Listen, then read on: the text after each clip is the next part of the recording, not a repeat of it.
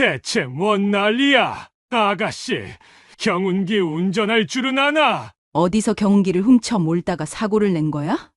늘 가난하더니 병원비 마련할 길이 없어서 저러나 보네. 죄송합니다. 정말 죄송합니다. 어느 날 한겨울의 새벽 공기가 살을 애는 듯 차가웠어요. 시골 처녀 민지는 낡은 이불을 끌어안고 일어나 조용히 밖으로 나갔죠. 밖에는 쌓인 눈 위로 얇은 서리가 반짝이며 길을 따라 하얗게 깔려 있었어요. 민지는 부모님의 병원비를 마련하려고 이웃집 경운기를 몰래 빌리기로 결심했어요. 그 이웃은 평소 민지를 탐탁지 않게 여기는 사람이었지만 다른 선택지가 없었습니다. 사실 밤새 고민했지만 병든 부모님을 생각하면 뭔가라도 해야겠다고 다짐했죠.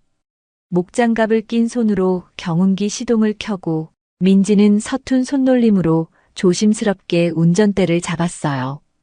헛바퀴가 돌듯 위태롭게 경운기가 움직이자 민지는 긴장한 채 앞길을 주시했어요. 경운기는 오래되어 삐걱대는 소리를 내며 꾸준히 달려나갔어요. 민지는 도중에 멈추지 않으려 애쓰며 그저 상황에 맞춰 기어를 바꾸었어요. 논과 밭 사이를 지나며 본 새벽 풍경은 몹시 을씨년스러웠죠. 절벽처럼 어두운 하늘 아래 겨울바람이 거세게 불자 민지의 머리카락도 제멋대로 흩날렸어요. 곧 마을 입구에 도착할 즈음 먼발치에서 서서히 다가오는 강렬한 헤드라이트 불빛이 보였어요. 처음엔 마을에도 이런 고급 외제차가 들어올 수 있나 의아했어요. 그러나 너무 빠른 속도로 다가오는 차를 피하겠다고 핸들을 틀던 순간 브레이크가 제대로 말을 듣지 않았습니다. 경운기가 어긋난 방향으로 휘청이더니 이내 승용차의 앞범퍼 쪽으로 쾅 하고 부딪혔죠. 대체 뭔 난리야? 외제차가 급하게 멈춰서자 차 안에서 한승호 할아버지가 황급히 내려왔어요. 눈 덮인 길 위에 선 할아버지는 화가 아주 많이 난 듯 얼굴이 새빨개 보였어요. 그는 차를 살피더니 사고 충격으로 구겨진 범퍼를 보고 불쾌한 기색이 가득했죠. 민지는 경운기 위에서 제대로 일어나지도 못한 채 당황스럽게 떨고 있었어요. 마을 사람이 몇몇 지나가다가 이를 보고 웅성거리기 시작했습니다. 어떻게 책임질 셈이냐? 이런 목소리가 마을 구석구석에서 들렸어요. 한승호 할아버지는 분이 가라앉지 않은 듯 씩씩거리면서 이리저리 부서진 부분을 살폈어요. 아가씨, 경운기 운전할 줄은 아나? 할아버지는 차갑게 묻고는 걱정 어린 표정과 분노가 교차한 얼굴이었습니다. 민지는 사태가 심각해지자 혼란스러운 마음으로 경운기에서 내려왔어요. 매서운 바람에 뺨이 얼얼했지만 그보다 더 식은 건 주눅든 심장이었죠. 곧 마을 어귀로 사람들이 몰려들었고 모두 민지를 향해 손가락질하며 작은 목소리로 수군댔어요. 어디서 경운기를 훔쳐 몰다가 사고를 낸 거야? 늘 가난하더니 병원비 마련할 길이 없어서 저러나 보네. 민지는 아직 어안이 벙벙했지만 사람들의 시선이 점점 무거워지는 걸 느꼈어요. 결국 경운기 앞에서 무릎을 꿇듯 주저앉았고 실눈을 뜬 채 눈물이 맺혔죠. 심장이 콩닥거리는 소리가 귀 안에서 울려 퍼졌지만 입술은 얼어붙은 것처럼 떨어지질 않았어요. 마침내 외제차 앞부분을 살피던 승호 할아버지가 민지 가까이 다가왔습니다. 이거야 원 무슨 처리를 해야 하나? 할아버지의 목소리는 낮았지만 무겁게 가라앉아 있었어요. 민지는 그 모습이 겁났어요. 돈은 있나? 몰라. 그때 주변 시선과 압박이 극에 달하자 민지 입에서 작은 울음소리와 함께 한마디가 터져나왔어요. 돈 없으면 이렇게 살아야 하나요? 그 말이 나오자 마을 사람들까지 순간 조용해졌어요. 누군가 휘파람이라도 불듯 당황스러운 기색을 했고 할아버지는 말없이 민지를 바라봤어요. 민지의 떨리는 목소리에 담긴 서러움이 할아버지의 귀를 사정없이 파고든 듯 했죠. 그랬어요. 민지는 병든 부모와 힘들게 살아가고 있었어요. 사고 현장은 여전히 쌓인 눈 위에 차가운 공기만 감돌고 있었습니다. 그러나 민지의 그 한마디가 사람들의 가슴을 묵직하게 때렸어요. 사고가 난 다음 날 승호 할아버지는 서울의 호화로운 저택으로 돌아갔어요. 아침 햇살이 비집고 들어오는 넓은 창문 옆에서 스탠드를 켠 채 서류를 넘겨보았지만 눈에 잘 들어오지 않았어요. 할아버지는 제 아무리 재력을 자랑해도 어제 현장에서 떨던 민지의 얼굴이 자꾸 떠올라 답답했어요. 특히 돈 없으면 이렇게 살아야 하나요? 라는 말이 귓가를 떠나지 않았죠. 그 말이 자신이 겪었던 과거의 상처와 겹쳐진 기분이 들어 한숨만 계속 새어나왔어요. 곁에 있던 비서는 그 이유를 알 리 없어 조용히 서류를 제자리에 정리하며 곁눈질만 했습니다.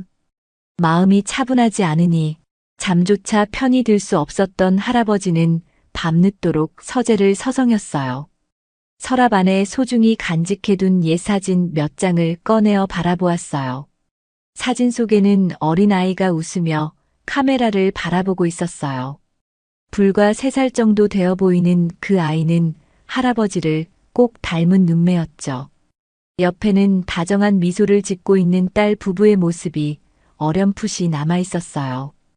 20년 전 딸 부부가 갑작스러운 교통사고를 당한 뒤 그 현장에서는 어린 손녀가 사라졌었어요. 그 후로 할아버지는 살아있는 것 자체가 썩 즐겁지만은 않았습니다.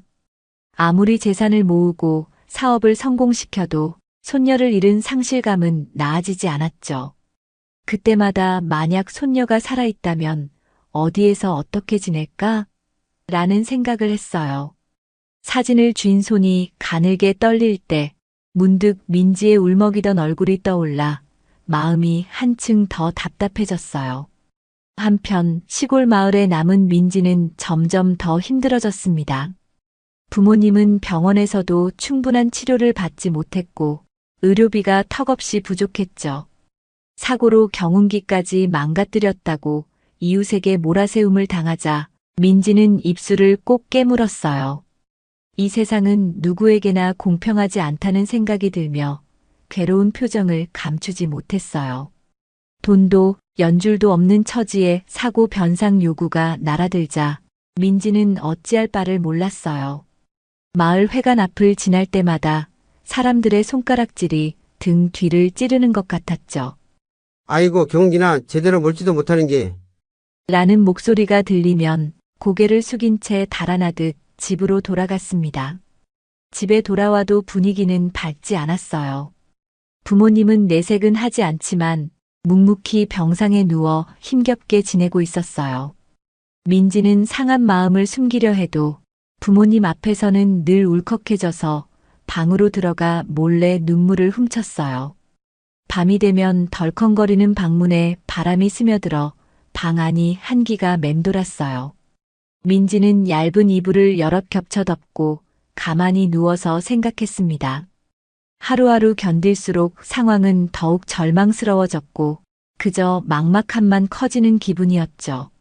내가 태어나지 않았다면 부모님이 더 편했을까? 음울한 의문이 마음 어딘가를 후비듯 스쳐 지나갔어요. 그럴 때마다 가슴이 쿵 하고 내려앉았지만 울음을 삼키며 억지로 버텼어요. 그러나 이러다가는 정말 아무것도 바꿀 수 없을 것 같다고 느끼며 민지는 소리 없는 눈물을 흘렸어요. 서울에서 시간을 보내던 승호 할아버지는 결국 결심을 굳혀 비서를 불렀어요. 비서는 마치 할아버지의 마음을 눈치챈 듯 가방에서 노트북을 꺼내 자세한 정보를 찾아보기 시작했습니다. 민지라는 아이에 대해 알아봐 주게. 혹시나 하는 생각이 들어서 말이야. 할아버지는 목소리를 낮추며 신중하게 말을 꺼냈어요. 비서는 이미 사고가 난 마을과 민지의 집안 사정을 대략 파악한 뒤였어요.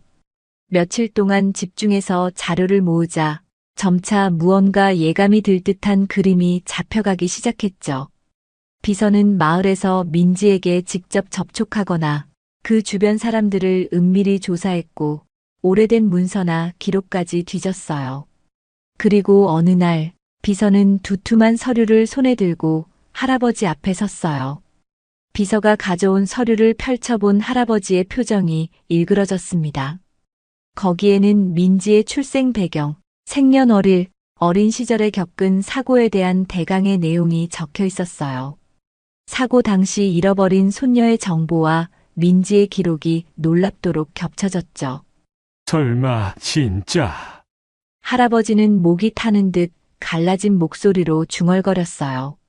손에 잡힌 몇 장의 문서와 옛날 신문 기사 스크랩들은 낯설면서도 어딘가 익숙한 내용이었어요. 그는 촉이 예민한 편이라 이 일에 대해 이상한 느낌을 쉽게 떨쳐내지 못했어요. 비서는 다른 말을 잇지 못하고 고개를 약간 숙였습니다. 하지만 할아버지는 이미 모든 사실을 짐작하고 있었어요. 민지가 자신의 친손녀일지도 모른다는 확신이 들면서 가슴이 한없이 무거워졌어요. 20년 전 사고 현장에서 사라졌던 그 아이가 아직 살아있고 자신이 모르던 곳에서 그렇게 힘들게 지내왔다는 사실에 충격이 컸어요. 어쩌면 곧바로 찾아낼 수 있었을 텐데 오랜 세월을 허비했다는 생각에 머릿속이 복잡해졌어요. 그는 한동안 아무 말도 하지 않고 자리에서 일어나 서재 창문 쪽으로 천천히 걸어갔습니다. 유리창 너머로는 서울 도심의 화려한 야경이 펼쳐져 있었어요. 그 빛나는 불빛이 왠지 모르게 할아버지를 더 처량하게 만들었어요. 그저 상상 속에서만 살아있을 것 같던 손녀가 겨울바람에 떨며 가난한 생활을 견디고 있었다니 마음이 무척 무거워졌어요. 할아버지는 깊이 숨을 들이마시고 나서 주머니에서 손수건을 꺼내 이마에 맺힌 땀을 닦아냈어요. 그리고 결심한 듯 조용히 입을 뗐어요. 내가 직접 그 아이를 찾아가야겠군. 낮게 깔린 목소리 속에는 복잡하고도 간절한 심정이 어우러져 있었습니다. 승우 할아버지는 오래된 사진과 기록들을 서류 가방에 챙긴 뒤 새벽 일찍 시골 마을로 향했어요. 너무 급하게 움직이시는 것 아닙니까? 도중에 비서가 묻기도 했지만 할아버지는 이미 결심을 굳힌 듯 했어요.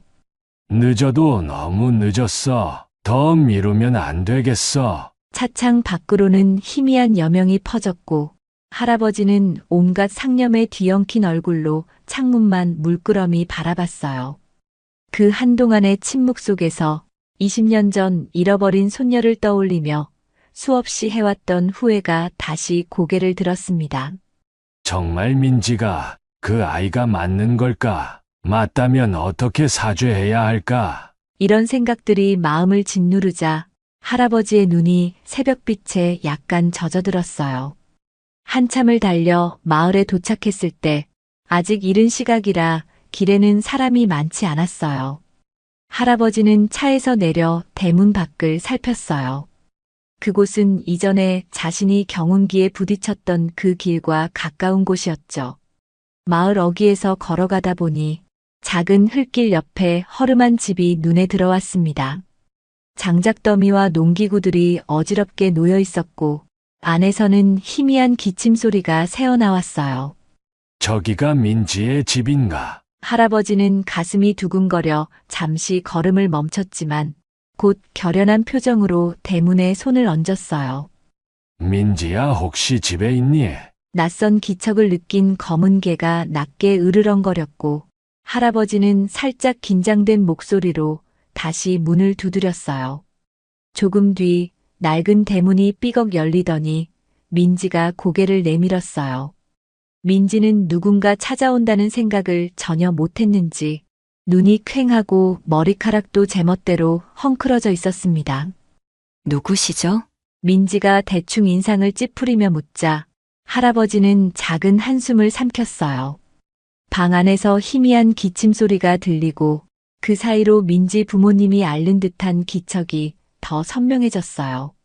전에 경운기 사고가 났을 때 만났던 그 사람이라고 하면 알겠니? 할아버지는 차마 그 할아버지라고 스스로를 칭하기가 어색한지 살짝 말을 흐렸어요. 민지는 그제야 얼굴을 들고 할아버지를 정확히 바라봤습니다. 눈썹이 움찔하더니 이내 시선이 차가워졌어요. 무슨 용건이신데요? 그 말투에는 경계심과 함께 피곤이 가득 배어 있었어요. 민지는 몸을 반쯤 문 뒤에 숨기면서 별로 손님을 반기지 않는 태도를 보였습니다. 할아버지는 목소리를 차분히 가다듬고 잠시만 이야기를 나누고 싶다고 했어요. 아직 이른 아침이고 부모님도 아픈 상황이라 실례가 아닐까 조심스러웠지만 더 미룰 수도 없는 노릇이었죠.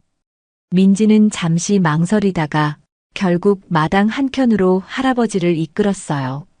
집 안으로 들이는 건 부담스러웠는지 삐걱거리는 작은 나무 의자를 건네주며 말했습니다. 여기 앉으세요. 할아버지는 준비해 온 서류 가방을 무릎 위에 올려두고 한참 동안 망설였어요. 본론을 꺼내자니 민지의 반응이 두려웠고 그렇다고 그냥 돌아갈 수도 없는 상황이었죠. 저기, 민지야, 사실은 너가 20년 전 사고로 잃어버린 내 손녀일 수도 있다는 걸 알았어. 할아버지는 쉬지 않고 말을 내뱉고 싶었지만 심장이 쿵쿵 뛰어 말이 계속 끊겼어요. 민지는 그 말을 듣고 당황한 듯 눈이 커졌다가 곧 얼굴이 창백해졌어요. 무슨 말씀이신지 잘 모르겠는데요. 민지는 애써 무덤덤히 대답했지만 손끝이 가늘게 떨리고 있었어요. 할아버지는 서류 가방을 열어 낡은 신문 스크랩과 사진 몇 장을 꺼냈습니다. 사진 속에는 3살 정도로 보이는 아이가 웃고 있었고 옆에는 딸 부부로 보이는 젊은 부모가 다정한 표정을 짓고 있었죠. 민지는 그 사진을 힐끔 보고 곧바로 고개를 돌렸어요.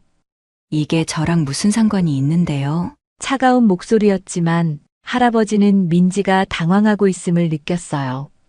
너 이름이 민지고 출생 시점도 맞고 과거 기록이 많이 일치해. 이 마을에 떠돌아온 시점이며 어린 시절에 기억이 잘 없었다는 이야기도 들었지. 할아버지는 하나하나 설명을 이어갔어요. 민지는 고개를 숙인 채 아무런 반응을 보이지 않았습니다. 그러다 이내 얼굴을 살짝 들고 떨리는 목소리로 물었어요. 그러니까 제가 할아버지 손녀일지도 모른다는 거예요? 할아버지는 힘겹게 고개를 끄덕였어요. 그 순간 민지의 머릿속은 새하얘졌어요. 가난과 멸시 속에서 평생 외롭게 지내온 자신이 사실 백만장자의 가족이라니. 그 말도 안 되는 상황이 분명 말도 안 된다고 생각하면서도 어딘가 가슴이 묘하게 무거워졌어요. 그러나 놀라움은 곧 서러움으로 바뀌었어요. 민지는 손가락으로 눈가를 꾹 눌렀고 아무 말도 하지 않은 채 한숨처럼 숨을 내쉬었습니다. 그래서 이제 와서 저한테 뭘 어떻게 하시겠다는 거예요? 민지는 고개를 숙인 상태로 속삭였어요. 할아버지는 그 질문에 아픈 표정을 지으며 애써 미소를 지으려 했어요. 이제라도 내가 너한테 다 해주고 싶다. 병원비도 그렇고 너가 겪어온 어려움도 보상해주고 부모님 치료도 제대로 해드리고 싶다. 할아버지 말이 끝나기도 전에 민지는 울컥하며 고개를 들었어요. 그럼 지금까지는 왜 찾지 않으셨어요? 민지 목소리가 떨렸지만 그 안에는 분노에 가까운 감정이 스며들었어요. 할아버지는 아무 말도 못했어요. 정말로 왜 지금까지 찾지 못했는지에 대한 합당한 설명을 하기 어려웠습니다. 민지는 숨을 고르며 말을 이었어요. 만약 제가 할아버지 손녀가 맞다면 왜 이렇게 늦게 나타나신 건데요? 평생 가난하게 병든 부모님을 제가 혼자 돌봐야 했는데 왜요? 그 말에 할아버지 얼굴은 순간 새하얗게 변했어요. 민지는 그걸 보자마자 이미 너무 많은 걸 알아버렸다고 느꼈습니다. 정말로 이 사람은 자신을 찾지 않고 있었던 거라고. 설령 그 이유가 어찌됐든 자신이 감당해야 했던 세월은 뒤집을 수 없다는 걸 깨달았어요. 민지는 울컥 올라오는 서러움을 누르려 애써 차가운 말투로 뱉었어요. 진작에 알아보셨다면 제가 이렇게 살진 않았을 거예요. 그래도 늦었다고 생각이 들면 그냥 그만두세요. 지금 와서 찾아오면 뭐가 바뀌는데요. 할아버지는 그저 미안하다는 말밖에 할 수 없었어요. 그 한마디가 민지에게는 더 큰 상처처럼 들렸습니다. 민지는 두 손을 움켜쥐고 혀끝을 꾹 물었어요. 얼마 전 사고 현장에서 돈 없으면 이렇게 살아야 하나요? 라고 외쳤던 기억이 다시 떠올랐죠. 그 고단함과 무력감이 눈앞에 있는 200만장자 할아버지와 가족이라는 사실에 뒤섞여 말로 설명할 수 없는 배신감이 폭발하려고 했어요. 저 정말 지쳤어요. 여기서 사는 것도 힘든데 할아버지 얘기까지 들어야 하냐고요. 민지는 결국 터져나오는 울음을 애써 꾹꾹 누르며 고개를 돌렸어요. 할아버지는 다가가고 싶었지만 민지의 반응이 너무도 차가워서 쉽게 손을 뻗을 수 없었어요. 그런 할아버지를 흘끗 본 민지는 눈썹을 찡그리며 한마디 더 던졌습니다. 이제 와서 나타나시면 제 지난 세월이 보상되나요? 제 부모님 건강이 금방 좋아지나요? 말끝마다 울음이 배어 있었어요. 할아버지는 무너지는 심정으로 다 도와주고 싶다 했지만 민지는 이미 늦었다는 식으로 고개를 저었습니다. 누구도 쉽게 화해할 수 없는 상황이 이어졌죠. 두 사람 사이에 어색한 정적이 흘렀어요. 마당 한편에선 바람이 스치며 낡은 비닐하우스를 흔들었고 안에선 부모님 기침 소리가 끊기지 않았어요. 결국 민지는 조용히 말했어요. 돌아가 주세요. 더 이상 하실 말씀 없으시죠? 그 말이 떨어지자 할아버지는 고개를 떨구고 자리에서 일어났어요. 민지야, 미안하다. 정말 미안해. 가볍게 서류 가방을 쥐고 마지막 말을 건넸지만 민지는 대답하지 않았어요. 그저 눈물 고인 얼굴로 등 돌린 채였죠. 할아버지는 마당을 나서며 대문 앞에서 한 번 더 돌아봤어요. 하지만 민지는 이미 집 안으로 들어가 버렸고 문만 닫혀 있었어요. 너무 늦었구나. 그 사실을 할아버지는 뼈저리게 깨달았어요. 이제야 밝혀낸 진실이 민지에겐 더 큰 고통일 수 있음을 알고 있었지만 막상 이렇게 거절당하니 심장이 무너져 내리는 것 같았어요. 얼마 지나지 않아 할아버지는 비서의 부축을 받으며 차로 돌아갔습니다. 농로를 벗어나는 동안 그는 창문으로 뿌연 하늘만 계속 바라봤어요. 그 속에서 처음 마주쳤을 때 민지가 흘린 눈물과 돈 없으면 이렇게 살아야 하나요? 라고 외치던 모습이 번갈아 떠올랐어요. 그렇게 할아버지는 어떤 확신을 품고 찾아왔지만 민지의 마음을 얻기는커녕 더 깊은 상처만 건드린 채 물러났어요. 민지 역시 이 놀라운 진실이 슬픔으로 바뀌어버려 어떻게 감당해야 할지 갈피를 못 잡았어요. 잠시 뒤 집 안으로 들어온 민지는 방에서 기침하는 부모님을 보며 괜히 죄책감과 분노가 섞인 복잡한 감정을 느꼈어요. 이제라도 나를 찾았다고 해서 과연 어떤 변화가 있을까? 민지 머릿속은 그렇게 뒤엉켜버렸고 가슴 한구석이 텅 비어버린 듯 허탈했습니다. 그날 밤 민지는 잠을 이루지 못했어요. 찬바람이 덜컹거리는 방문 사이를 파고들었고 부모님 앓는 소리가 자꾸만 귓전을 때렸어요.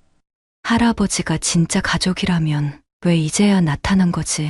지금껏 뭘 하셨길래? 온갖 의문과 울분이 뒤섞여 머리부터 발끝까지 저려왔어요. 하지만 이미 벌어진 일, 그리고 이미 지나간 세월은 되돌릴 수 없었죠. 민지는 눈을 질끈 감고 있자고 되뇌었지만 할아버지가 내민 낡은 사진 속 아이가 혹시 자신일지도 모른다는 사실을 부정하기 힘들었어요. 하지만 이미 너무나 늦어버린 시간 탓에 간극은 쉽게 메워지지 않았습니다. 집으로 돌아가는 길 할아버지 역시 죄책감과 후회로 몸을 떨었고 민지는 한밤중 방 안에 홀로 주저앉아 눈물을 삼켰어요. 이처럼 오랜 세월의 공백은 한 번의 만남으로 채워지지 않았고 운명적인 진실은 행복한 상봉이 아닌 가슴 아픈 갈등으로 이어졌어요.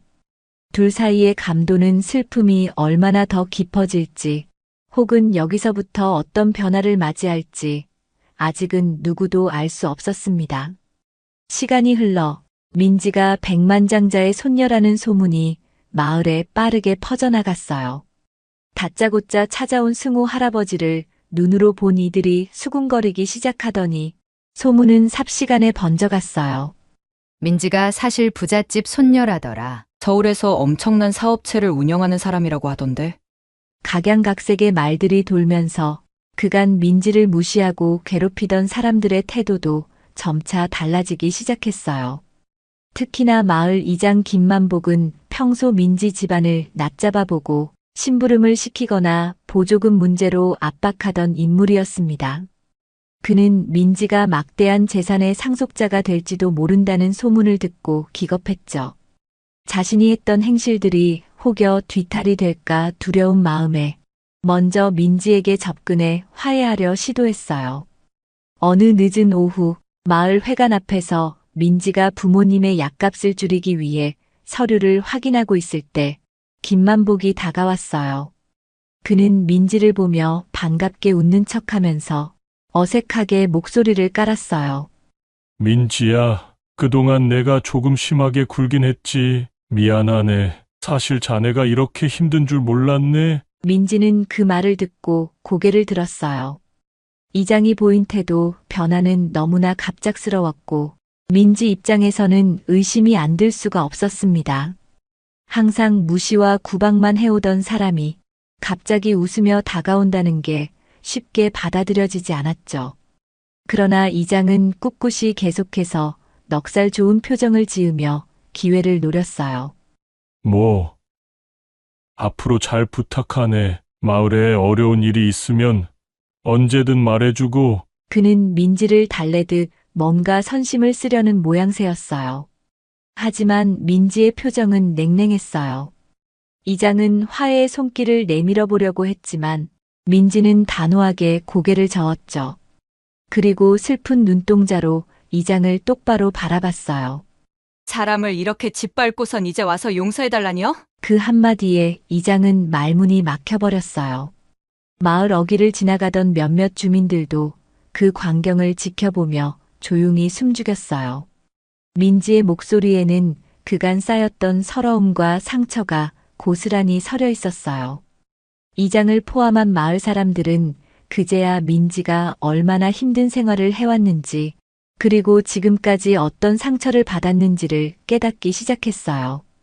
민지의 작은 어깨에 짐처럼 얹혀진 가난과 편견이 사실 얼마나 큰 고통이었는지 비로소 깨우친 것이죠. 마을 사람들 중에는 괜히 어쩌면 나도 민지를 조금이라도 도와줄 수 있었을 텐데 하고 후회하는 이들도 있었어요. 하지만 이미 엎질러진 물이었고 민지는 이제 외면당한 시간이 너무 길었다고 느꼈죠. 민지는 서류를 챙겨 회관을 나서며 눈물을 참는 듯 보였습니다. 주민들은 아무 말도 못하고 조용히 길을 터줄 수밖에 없었어요. 이장은 민지의 뒷모습을 잡으려다 포기한 채 회관 앞에 뻣뻣이 서 있었습니다. 민지는 곧장 집으로 돌아왔지만 분위기는 여전히 침울했어요. 부모님은 어쩐 일인지 상태가 더 나빠진 듯 계속해서 기침이 멈추지 않았어요. 숨소리가 한층 거칠어졌고 어머니는 목에 손을 얹고 꿉꿉한 숨을 내쉬었습니다. 민지는 그런 부모님을 보며 마음이 찢어질 듯 아팠어요. 어떻게든 병원을 옮겨 치료받게 하고 싶었지만 당장 입원비는커녕 생활비조차 빠듯했어요. 그나마도 경운기 사고 변상 문제로 이웃에게 빚이 늘어난 상황이라 조금씩 모아둔 돈도 이미 바닥을 보였습니다. 그날 밤 민지는 방에서 홀로 쓴웃음을 지었어요. 백만장자 손녀라면서 정작 난 여기서 아무것도 못하고 있네. 하지만 그 생각도 오래 하지 않으려 애써 이불을 당겨 덮고 부모님 곁을 지켰어요.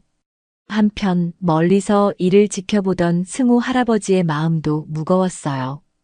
그는 비서에게서 들은 이야기를 통해 마을에서 벌어지는 상황을 대충 짐작할 수 있었습니다. 할아버지는 민지가 아직도 자신을 완전히 밀어내고 있다는 걸 알면서도 계속해서 멀리서만 지켜봤어요. 직접 다가가기도 그렇다고 완전히 외면하기도 어려운 애매한 상황에 놓여 있었죠. 그러면서도 할아버지 가슴속에는 어떻게든 민지를 도와야 한다. 더 늦기 전에라는 생각이 불같이 타올랐어요. 그래서 할아버지는 몰래 병원비를 대주거나 부모님을 서울로 옮길 방법을 찾으려 궁리했어요. 하지만 민지가 그 사실을 알면 또 거부감을 느낄 것 같아서 함부로 나설 수 없었어요.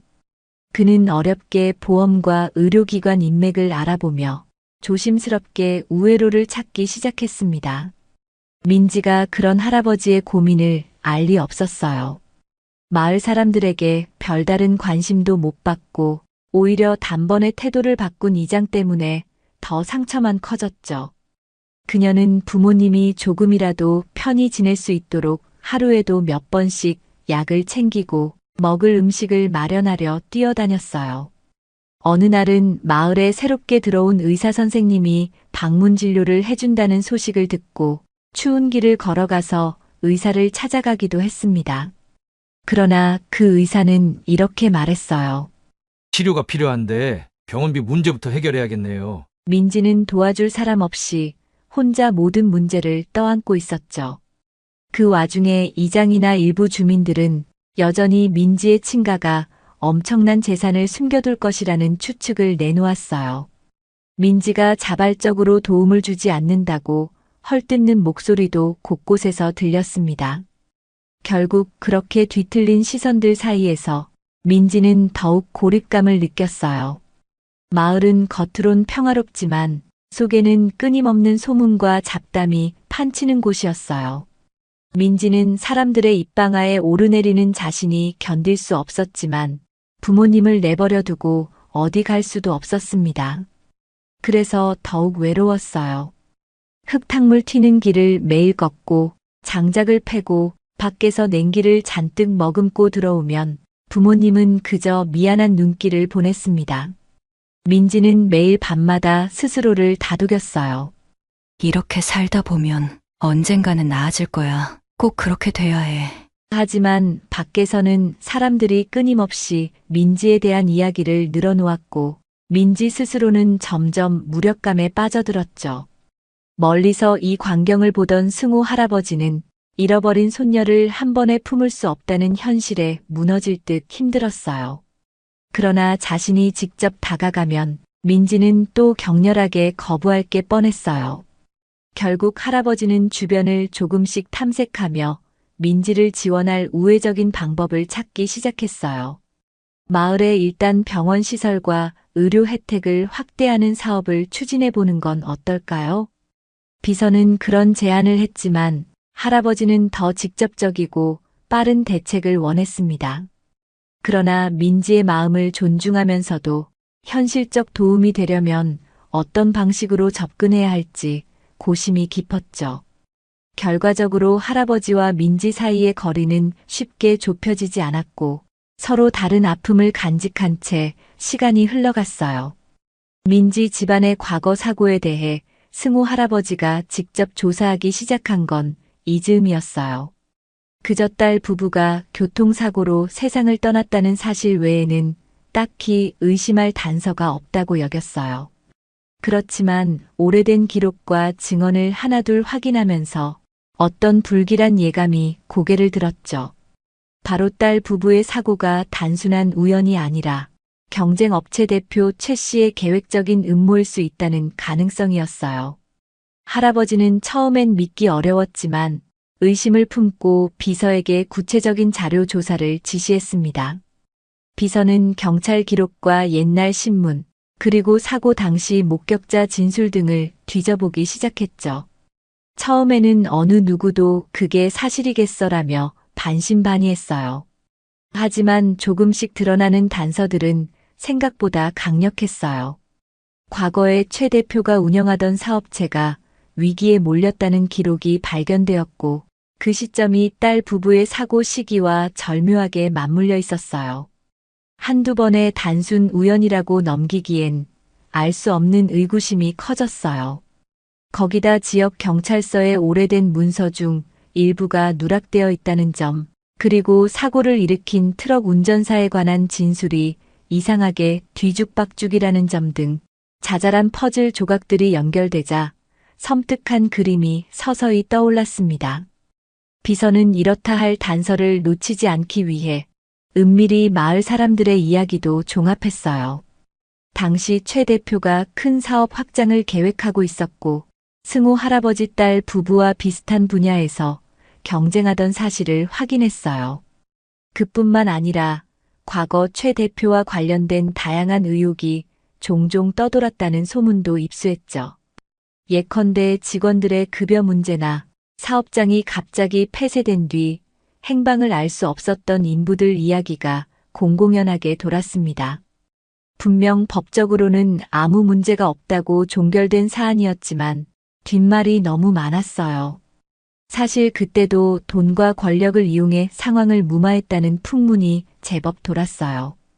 그럼에도 실질적인 조사를 진행하는 이는 아무도 없었죠.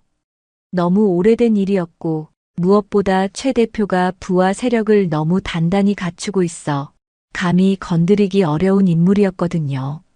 하지만 이번만큼은 달랐어요. 승호 할아버지는 딸 부부가 떠난 뒤로 줄곧 죄책감과 슬픔을 짊어지고 살았고 이제야 손녀가 살아있다는 사실까지 알게 되자 마음이 더욱 불타올랐어요. 누가 내 가족을 어떻게 해쳤는지 끝까지 파헤쳐보자. 그의 눈에는 비장함마저 감돌았어요. 오랜 시간 숨어있던 진실이 세상에 드러난다면 비록 딸 부부를 되살릴 순 없지만 그 억울함이라도 조금은 풀어줄 수 있으리라 믿었어요. 시간이 흐르며 결정적인 증거들이 하나씩 수면 위로 떠올랐습니다. 특히 사고를 일으켰던 트럭 운전사가 여러 차례 돈을 받고 진술을 바꿨다는 기록이 발견됐어요. 그 운전사는 사고 직후에는 내가 깜빡 졸았다며 전부 자신의 과실이라고 주장했지만 이후에는 상대 차량이 무리하게 끼어들었다고 말을 바꾸는 등 진술이 일관되지 않았어요. 당시 경찰도 뭔가 이상하다는 낌새를 느꼈지만 강력한 로비와 영향력에 가로막혀 더는 수사를 진행하지 못했죠. 할아버지는 이를 확인하면서 딸 부부가 겪었을 억울함을 떠올려 견딜 수 없는 증오심이 치솟았어요. 이제야 딸 부부에게 조금이나마 빚을 갚게 됐다. 할아버지는 떨리는 손으로 서류를 쥐며 그렇게 중얼거렸습니다. 그는 변호사들과 함께 오래된 증인들을 직접 찾았고 언론사에 연락해 이 사건을 재조명하려 애썼어요. 예전 같으면 이슈가 되기 어려웠을지도 모르지만 최근에는 SNS와 인터넷 미디어가 활발해지면서 부와 권력 뒤에 감춰진 비극을 파헤치려는 기자와 방송인들도 하나둘 관심을 표하기 시작했어요. 서서히 주변에서도 진실을 밝혀내야 한다는 목소리가 커졌어요. 당초 최 대표는 전혀 개의치 않는다는 태도를 보였어요. 자신이 가진 재력과 인맥으로 막을 수 있으리라고 확신했거든요. 저들이 뭘 어쩌겠어라며 비웃었다는 말도 심심찮게 들려왔습니다. 하지만 실제로 재조사와 폭로가 이어지면서 생각보다 빠른 속도로 여론이 최 대표에게 불리하게 흘러갔어요. 오랜 기간 세력을 키워온 최 대표는 초반엔 자신감을 잃지 않고 웃음을 지었어요. 하지만 증거가 연달아 터져나오고 과거에 침묵했던 피해자들이 용기를 내어 진실을 폭로하자 상황이 급변했어요. 최 대표가 여러 가지 비열한 수단으로 관련자들의 입을 막았다는 정황이 속속 드러났고 여기엔 돈으로 진술을 매수하는 건 물론이고 협박으로 증거를 인멸하려 시도했다는 진술까지 포함됐어요. 피해자들이 입을 열기까지는 숱한 갈등이 있었지만 승호 할아버지 쪽에서 나서서 변호인단과 언론사를 적극적으로 지원하며 함께 싸워주겠다고 약속하자 조금씩 용기를 내 그 시절 내가 직접 겪었다는 증언이 쏟아진 거예요. 결국 최 대표는 재판정에 설 수밖에 없었고 방청석에는 이 사건에 관심을 가진 사람들이 꽉 들어찼습니다.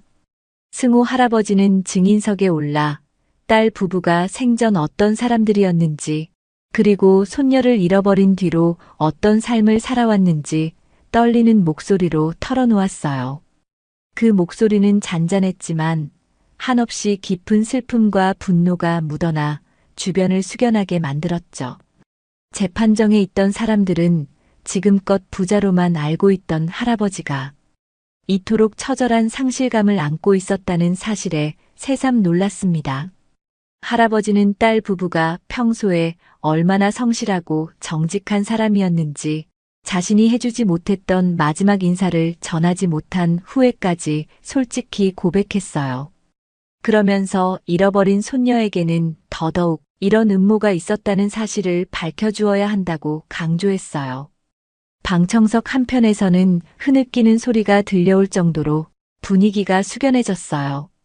사람들은 그 모습을 지켜보며 돈과 권력으로 진실을 조작하려던 최 대표의 행각에 분노했어요. 재판이 진행될수록 최 대표가 수많은 비열한 술책을 동원했다는 증언이 연이어 나왔어요. 멀쩡히 접수되어야 할 서류가 이상하게 사라진다거나 증인으로 나올 사람들에게 겁박이 가해졌다거나 뒤에서 거액의 돈이 오갔다는 등 종전에는 카더라 소문으로만 돌았던 이야기들이 공식 절차로 드러나기 시작했어요. 심지어 최 대표 측근들이 우린 시키는 대로 했을 뿐이다라며 돌아선 사례도 있었습니다. 그들은 선처를 바라며 최 대표가 어떤 방법으로 사건을 은폐하려 했는지 상세히 폭로했죠. 그 중에는 핵심 증인으로 지목되었던 트럭 운전사의 가족 진술도 포함됐는데 해당 가족이 협박 때문에 밖에 나가지도 못하며 지내왔다고 울부짖을 때 방청석 곳곳에서 탄식이 터져나왔어요. 민지는 뒤늦게 이 사실을 전해 듣고 한동안 충격에 휩싸였어요. 설마 그런 악의적인 음모가 숨어 있었다니요. 그동안 그녀가 믿어왔던 건 부모님의 죽음이 그저 불운한 사고라는 거였어요. 하지만 실제로는 누군가의 욕심과 탐욕이 가장 소중한 사람들의 목숨을 앗아간 거였죠. 민지는 용기를 내 재판정에 들어갔습니다. 처음에는 그 자리에 가는 것만으로도 숨이 막혀서 도중에 돌아설까 수없이 고민했어요. 그래도 부모님을 위해서라도 끝을 봐야 한다는 마음이 발걸음을 옮기게 했죠. 법정 문을 열었을 때 할아버지의 등을 멀리서 바라봤어요. 할아버지는 최 대표의 죄를 입증하기 위해 필사적으로 싸우고 있었지만 민지 마음속에는 더 일찍 밝혀지지 못했을까 하는 울분과 슬픔이 얽혀 있었어요. 곁에서 함께 서줬다면 좀 더 빨리 부모님을 구할 수도 있지 않았을까 싶어 쓰리고 아픈 후회와 원망이 동시에 치밀었어요.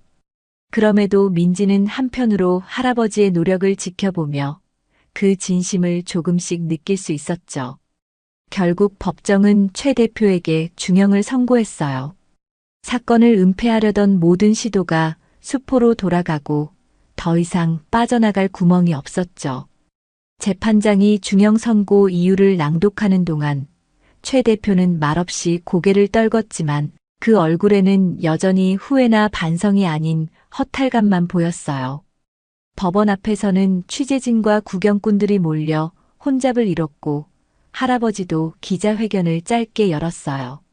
딸 부부가 이제야 조금은 편안해졌을 거라 믿고 싶네요. 그 말은 할아버지가 흘린 눈물과 함께 전 국민에게 전해졌고 사람들은 가슴이 뭉클해졌어요. 민지도 법원 주변에 서서 그 말을 들으며 벅찬 감정이 치밀어 올랐습니다. 그동안 원망만 가득했던 마음이 살짝 흔들렸지만 이미 너무 늦었다는 생각도 들었어요. 부모님은 돌아오지 않는다는 사실이 민지의 가슴을 무겁게 짓눌렀거든요. 재판이 모두 마무리된 뒤 민지는 공허한 표정으로 거리 한복판에 무릎을 꿇었어요. 왜 이제야 밝혀진 거예요? 왜 우리 부모님은 이 세상에 없어요? 민지의 울부짖음에 주변 사람들도 괜히 마음이 아릿해졌어요. 그 울음은 너무도 처절하게 들려 승우 할아버지가 다가가 민지를 잡으려 했지만 민지는 몸을 떨며 밀어냈어요. 슬픔과 분노가 한꺼번에 터져나오자 민지는 어찌할 바를 몰랐어요. 결국 비서와 지인들이 달려와 둘을 둘러싸며 기자들을 차단했고 민지는 구석에 겨우 자리를 옮겨 눈물을 닦았어요. 그러나 마음속에 맺힌 상실감은 쉽게 치유되지 않았습니다. 진실이 밝혀져도 부모님은 이미 세상에 안 계시잖아요. 민지는 이렇게 중얼거리며 스스로를 부정하듯 고개를 저었어요. 할아버지도 그런 민지를 어찌 달래야 할지 몰랐어요. 정의를 세우고 딸 부부에게 조금은 안식을 주겠다는 목표는 이뤘지만 정작 손녀의 상처는 여전히 깊게 남아 있었습니다. 이후로 할아버지는 법원 앞에 잠시 서 있다가 마치 무슨 말을 해야 할지 모르겠다는 표정으로 그 자리를 서성였어요. 민지는 겨우 호흡을 가다듬은 뒤에도 할아버지에게 제대로 눈길조차 주지 못했어요. 쓰나미처럼 밀려온 슬픔과 분노가 채 가라앉지 않아 무슨 말을 해도 마음 한구석이 텅 빈 느낌이었습니다. 결국 둘은 한마디 제대로 나누지 못한 채 조용히 각자의 길로 헤어졌어요. 민지는 다시 시골집으로 돌아갔고 할아버지는 자신의 저택에서 멍한 상태로 옛 사진을 들여다봤어요. 분명 정의를 되찾았는데 손녀는 여전히 마음의 문을 닫고 있었죠. 게다가 오랜 세월이 흐르는 동안 민지가 얼마나 고된 삶을 견뎌왔는지 다시금 체감하니 죄책감이 더 깊어졌습니다. 한편 마을 사람들은 뒤늦게 민지의 과거를 알게 되자 그녀를 대하는 태도가 조금씩 달라졌어요. 예전처럼 함부로 비난하기 어려웠고 이장 김만복조차 괜히 미안해하며 민지 앞에서 쩔쩔맸어요. 민지에게 조금이나마 도움을 줘야 하지 않을까? 라는 말이 사람들 사이에서 나오기도 했지만 민지는 여전히 혼자 버티고 싶어 했어요. 그렇게 부모님의 병세가 나아지지 않은 상황에서 민지는 일상을 이어가려 발버둥쳤어요. 재판이 끝났다 한들 당장 생활이 편해지는 것도 아니었고 부모님 상태는 여전히 위태로웠어요. 민지는 병원을 옮기고 싶어도 자금이 부족해 엄두가 나지 않았어요. 식료품과 약값을 마련해야 했고 남은 빚도 정리해야 했으며 가끔 사고 변상 문제로 여전히 이웃과 신경전을 벌이기도 했습니다. 그녀가 겪어야 할 현실적 무게는 여전히 컸어요. 할아버지의 도움을 받겠느냐는 주민들의 제안도 있었지만 민지는 완강히 거절했어요. 저를 이렇게 방치해놓고 이제 와서 무조건 다 도와준다니 정말 받아들이기 어렵네요. 민지는 마음 깊은 곳에 쌓인 상처가 가라앉지 않았어요. 그렇게 뒤늦게 드러난 진실과 법정 투쟁으로 인해 큰 변화를 맞았지만 민지의 내면에는 해결되지 못한 슬픔이 고스란히 남았어요. 승호 할아버지 역시 손녀를 지켜보며 안타까움만 커져갔어요. 두 사람 모두 서로를 향한 죄책감과 원망, 그리고 미련이 교차하는 복잡한 심정으로 시간을 보냈습니다. 이제 모든 게 끝난 듯 보이지만 사실은 이제야 비로소 새로운 갈등과 치유의 단계가 시작된 거나 마찬가지였어요. 과연 민지는 이 커다란 슬픔을 어떻게 넘어설 것인지, 할아버지는 손녀에게 어떻게 다가가야 할지 아직 아무도 장담할 수 없었어요. 재판이 끝나고 며칠 뒤 민지 부모님의 병세가 갑자기 악화됐어요. 많이 고생하긴 하셨지만 그날은 특히 숨이 가쁘고 식사도 전혀 못하셨다고 해요. 민지는 마을 병원으로 급히 모시고 갔지만 의사는 더 이상 연명 치료에도 큰 효과를 기대하기 힘들다라는 진단을 내렸어요. 갑작스러운 절망감에 민지는 혼이 빠진 듯 대기실 의자에서 한참을 멍하니 앉아 있었습니다. 결국 부모님은 몇 날 며칠을 고통 속에서 버티시다 민지 손을 꼭 잡은 채 마지막 숨을 거두었어요. 민지야, 너는 반드시 이 슬픔을 이겨내고 행복해져야 한다. 그 말이 부모님의 마지막 말씀이었죠. 민지는 이미 지쳐있던 몸과 마음이 산산조각 나는 듯한 고통을 느끼며 장례식까지 정신없이 치렀어요. 장례식에는 마을 주민들이 하나둘 찾아와 조의를 표했습니다. 민지와 사이가 좋지 않던 이장조차 고개를 숙인 채 조용히 빈소 한쪽을 지켰어요. 꽃향기가 싸늘하게 감도는 조문실 안에서 민지는 아무 말도 없이 조문객들을 맞았어요. 사람들은 곁눈질로 민지 표정을 살폈지만 눈물을 흘리지 않는 게 더 애처로워 보였습니다. 한쪽 구석에는 승호 할아버지도 비서와 함께 찾아왔어요. 그는 괜히 민지에게 다가갔다가 혹시나 민지가 불편해할까 싶어 멀찍이 떨어져 빈소를 지켜봤어요. 할아버지는 부모님 영정 사진을 보자 딸 부부의 얼굴이 겹쳐 보여 울컥했어요. 하지만 끝내 민지에게 말을 건네지 못한 채 밤이 깊어지기 전에 자리를 떴어요. 장례를 치르고 난 뒤 민지는 몇 날 며칠을 방 안에서 지내며 의욕을 잃은 듯 보였어요. 그새 재판으로 인해 폭풍처럼 흘러간 시간 속에서 부모님도 잃었고 마음도 갈갈이 찢겼죠. 하지만 부모님이 남긴 마지막 말이 자꾸만 머리를 맴돌았어요. 너는 반드시 이 슬픔을 이겨내고 행복해져야 한다. 그 말이 민지를 붙잡았어요. 부모님이 떠난 방은 여전히 한기가 감돌았고 마치 그 공간만 시간이 멈춘 듯 적막했어요. 민지는 망연자실하게 창밖을 보며 이 마을을 떠나고 싶어하는 자신과 마지막 유언을 지키고 싶어하는 자신 사이에서 갈등했습니다. 결국 민지는 떠나기로 마음먹고 마당 한 구석에 쌓아둔 박스를 꺼냈어요. 옷가지와 잡동사니를 하나씩 정리하고 서류들과 낡은 사진첩들도 챙겼어요. 그런데 꼭 출발하려고 할 즈음 부모님이 마지막까지 머물렀던 방에 들어섰어요. 거기엔 몇 해 전 민지가 부모님을 위해 만들어드렸던 작은 옹기 그릇과 짧은 메모가 있었어요. 과거 민지가 언젠가 꼭 우리 가족이 행복해질 거예요 라고 쓴 낡은 쪽지였어요. 그 문장을 읽은 순간 민지는 더 이상 발걸음이 떨어지지 않았어요. 부모님의 유언과 어릴 적 소망이 겹쳐 보이며 이 마을을 지키고 싶다는 마음이 강하게 일어났습니다. 민지는 결심했어요. 부모님이 바라던 행복, 여기서부터 만들어 볼 수 있지 않을까. 그 길로 떠나려 했던 걸 접고 이 마을에서 할 수 있는 일을 찾아보자고 마음먹었어요. 바로 이때부터 민지의 삶에 새로운 전환점이 열렸습니다. 마을은 재판 이후 술렁거리다 잠잠해졌지만 주민들 사이에는 괜히 미안함과 응원하는 분위기가 조금씩 섞여 있었어요. 민지는 아직 마음의 상처가 아물지 않았지만 마을에 남아 뭔가 해보겠다는 의지로 하루하루를 버티기 시작했습니다. 우선 민지는 버려진 경작지를 눈여겨봤어요. 하필 부모님 병간호와 여러 사정으로 땅을 돌볼 사람이 없어 황폐해진 곳이 많았죠. 민지는 이 땅을 다시 살려 농사를 지으면 어떨까 생각했어요.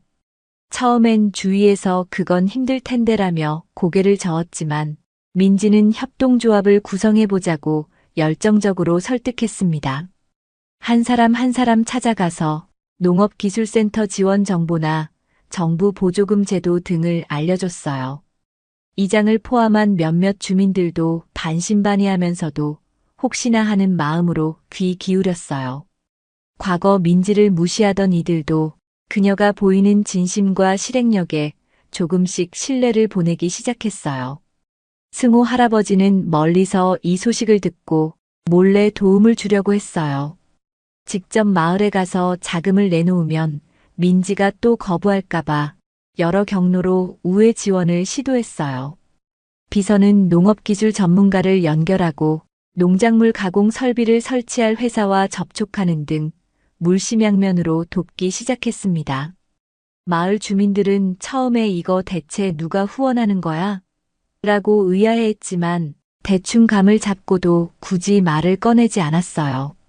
민지 또한 왜 이렇게 일이 잘 풀리는지 의아했지만 부모님을 잃은 뒤에는 이 정도 도움은 받아야 한다고 스스로를 합리화했어요.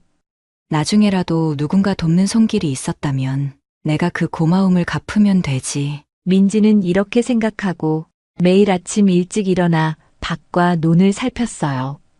결국 여러 달의 준비 끝에 주민들이 함께 힘을 모은 농촌협동조합이 탄생했어요. 이름은 우리마을 농촌협동조합으로 정해졌고 작은 잔치를 열어 간판을 걸었어요. 잃어버렸던 농지를 개간하고 새로운 작물을 시도하며 초보적인 가공시설도 마련해가면서 마을 전체에 희망의 기운이 돌았어요. 민지는 이 협동조합의 대표격으로 활동하게 됐고 사람들의 업무 분담과 유통망 연결 등을 조율했습니다. 처음엔 서툴고 시행착오도 많았지만 절대 포기하지 않는다는 민지의 굳은 다짐 덕분에 점점 자리가 잡혀갔어요. 주민들은 물론 가끔 외부 손님들도 마을로 찾아오기 시작했어요. 이곳에서 직접 기른 채소와 쌀을 맛볼 수 있다는 소문이 조금씩 퍼져나갔죠. 주말이면 도시에서 관광을 겸해 방문하는 가족도 생겼고 협동조합은 체험 프로그램까지 준비하며 새로운 수익 모델을 모색했어요. 민지는 매일이 바빴지만 부모님을 생각하며 이 길이 옳다고 믿었어요. 동시에 부모님이 남긴 유언을 지키고 있다는 사실에 자부심과 기쁨을 느꼈어요. 전보다 훨씬 밝은 표정으로 마을 이곳저곳을 누비며 사람들을 독려했어요.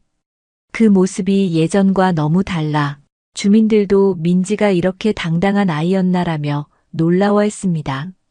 승호 할아버지는 뒤늦게라도 민지가 이렇게 성장하는 모습을 보고 감동을 받았어요. 그는 직접 마을을 찾아가 조용히 돌아보며 경작지와 협동조합 사무실이 변해가는 모습을 눈에 담았어요. 멀리서 민지가 주민들과 회의하는 걸 보며 할아버지는 살짝 미소를 지었어요. 이제 자신이 직접 다가가도 민지가 너무 거부하지 않을 수도 있겠다는 희망이 스쳤어요. 하지만 아직은 조심스러워 다시 발길을 돌려 차에 올랐어요. 비서는 그런 할아버지를 보며 이제 좀 용기 내셔도 될 것 같습니다라고 작게 말씀했지만 할아버지는 고개를 끄덕이며도 망설였어요. 아직은 아니네. 민지가 더 편안해질 때까지 기다리자고. 그 말은 할아버지가 진심으로 민지를 생각하고 있음을 보여주는 증거였어요.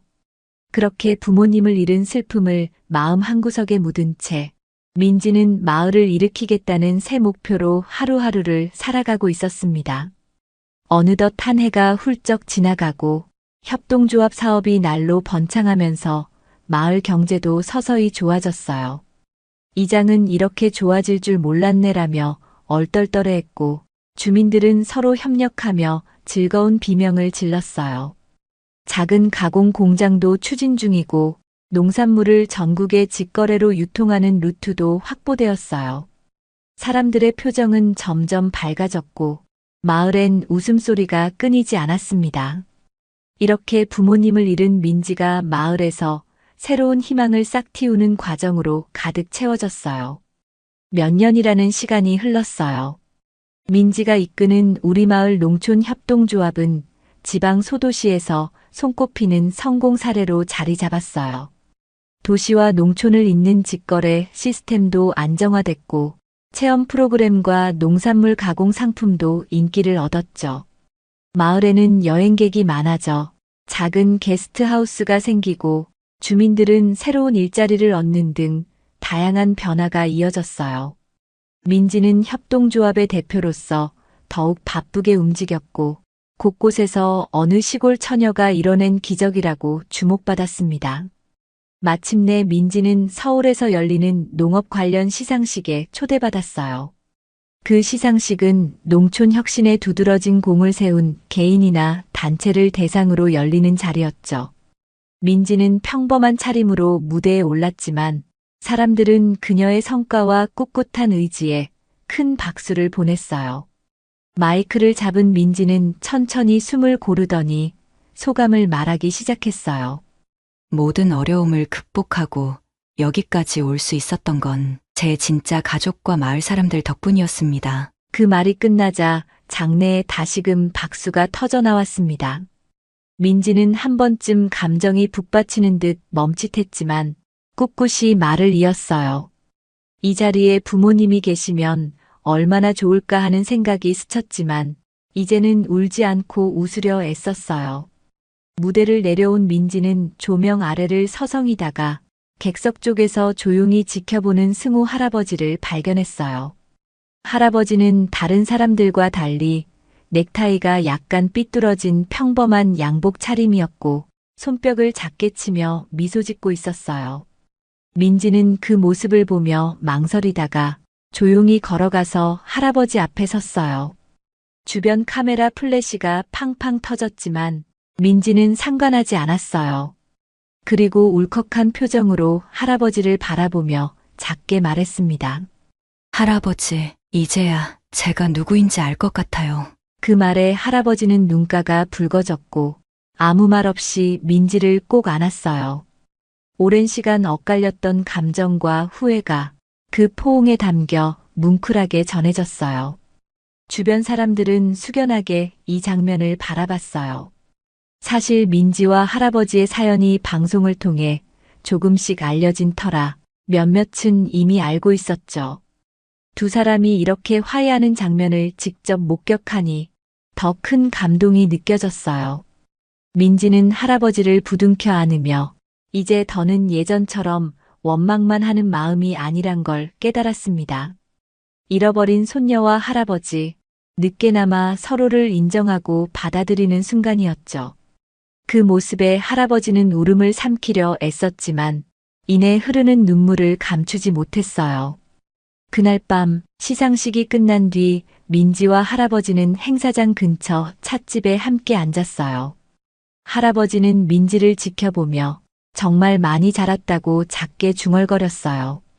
민지는 지난날의 울분과 서러움, 부모님을 잃은 슬픔을 떠올렸지만 지금은 그것을 할아버지에게 굳이 토로하고 싶지 않았습니다. 이미 할아버지도 충분히 자기 잘못을 깨닫고 있었고 이제야 진심을 보여주고 있으니까요. 민지는 조용히 차를 마시며 협동조합 이야기를 꺼냈어요. 요즘에는 수도권 유통망도 뚫렸고 마을에서 자체 브랜드를 만들 계획도 있다고 했어요. 할아버지는 고개를 끄덕이며 그런 이야기를 진지하게 들었습니다. 중간중간 마을 주민들이 어떤 반응을 보이는지도 물으며 대화에 적극적으로 참여했어요. 새벽에 가까워질 무렵 둘은 조용히 거리를 걸었어요. 서울의 화려한 불빛이 반짝이지만 민지는 더 이상 이곳에 매달리고 싶지 않았어요. 할아버지도 이제 이 도시의 불을 더 쌓는데 관심이 없어 보였어요. 둘은 마치 오랜 친구처럼 어깨를 나란히 하고 함께 마을로 돌아갈 계획을 세웠어요. 마을을 직접 보시면 아마 깜짝 놀라실 거예요. 정말 많이 변했거든요. 민지가 웃으며 말하자 할아버지는 미소 지었습니다.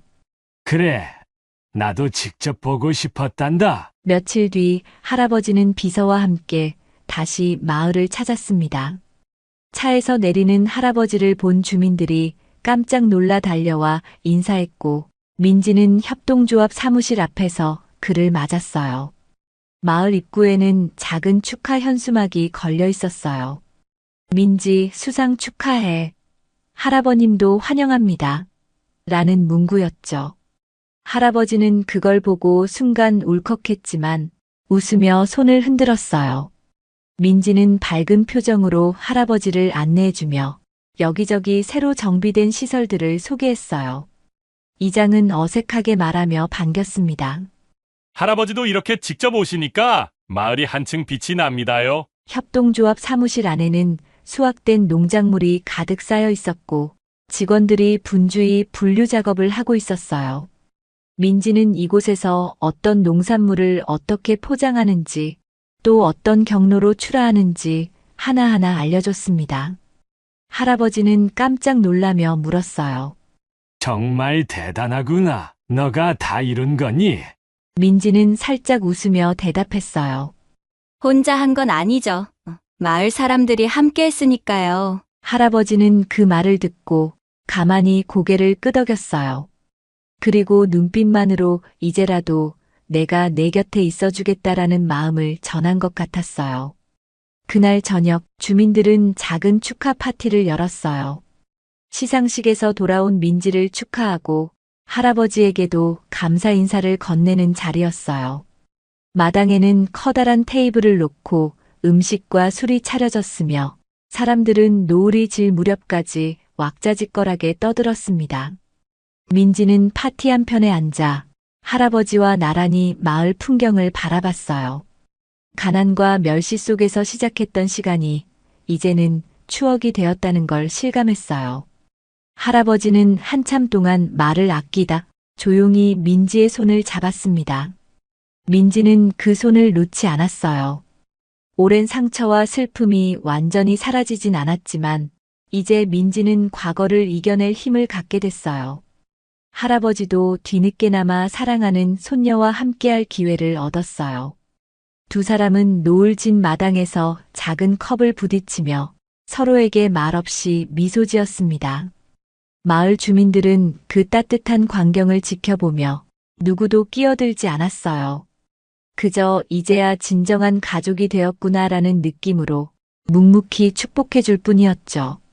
그렇게 긴 시간 동안 얽히고 설켰던 갈등과 후회는 서서히 해소되고 민지와 할아버지는 비로소 서로를 받아들였어요. 이제 민지는 협동조합을 더 키워나갈 것이고 할아버지는 손녀 곁에서 조용히 힘을 보태주려 할 거예요. 부모님을 떠나보낸 아픔은 컸지만 그 유언대로 민지는 자신만의 행복을 개척해 나가고 있었어요. 살아있는 사람들이 함께 울고 웃으며 미래를 만든다는 걸 민지는 마을 전역에서 직접 증명해 나가는 중이었습니다. 마침 농지의 지평선 너머 해가 스르르 내려앉는 모습이 보였어요. 하루의 끝이자 새로운 내일로 넘어가는 징표 같았습니다. 민지는 웃으며 할아버지와 마을 사람들을 둘러봤어요. 우리 내일은 더 바쁠 거예요. 곧 공장 건설이 마무리되거든요. 사람들은 환하게 대답하며 파티 분위기를 이어갔어요. 그 목소리와 표정엔 오래된 슬픔을 이겨낸 사람들 특유의 단단함과 기쁨이 배어 있었어요. 마을 어느 곳에서든 이제 민지를 손가락질하는 사람은 없었어요. 대신 우리 마을을 이렇게 만들어준 고마운 대표라며 자랑스러워했습니다. 민지는 몸이 조금 고되더라도 마음만은 더없이 평온해졌어요. 오랜 상실감과 후회가 사그라든 자리에 사람들 사이의 믿음과 협동 정신이 자리 잡았어요. 승우 할아버지는 그 광경을 지켜보며 늦었지만 진심 어린 안도감에 젖어들었습니다. 그리고 민지에게 작게 속삭였어요. 이제야 할아버지도 편안하구나. 민지는 대답 대신 환한 미소를 지었어요. 그렇게 두 사람의 화해와 마을의 번영은 더 큰 미래를 향해 가는 출발점이 되었어요. 과거의 상처를 딛고 일어선 이들이 손을 맞잡고 서로의 삶을 보듬어주기 시작했어요. 민지의 이름을 딴 농산물 브랜드가 전국으로 퍼져나가고 협동조합은 한층 발전했어요. 이제 마을 사람들에게 할아버지와 민지는 희망을 상징하는 소중한 가족이었어요. 그런 온기와 연대감이 쌓여 이 시골 마을은 더없이 반짝이는 내일을 향해 나아가고 있었습니다. 이제 민지는 그토록 바랐던 행복의 한가운데를 걸어가고 있다고 느꼈어요. 비록 그 길 위에 아픔이 있었고 슬픔이 있었지만 모두가 함께여서 버틸 수 있었죠.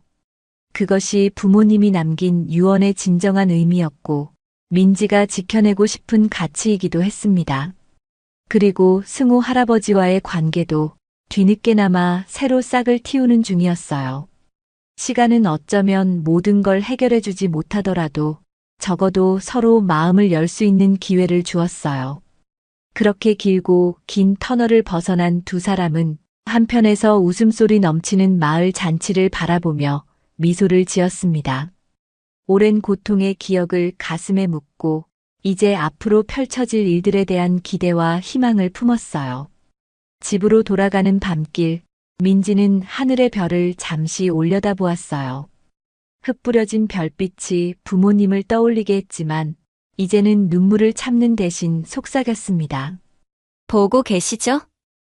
저 잘 해내고 있어요. 그 말과 함께 민지는 돌아서 환히 켜진 마을의 불빛을 향해 걸어갔어요. 그것이 민지와 할아버지의 새로운 시작이었고 마을 주민 모두의 따뜻한 동행이었습니다.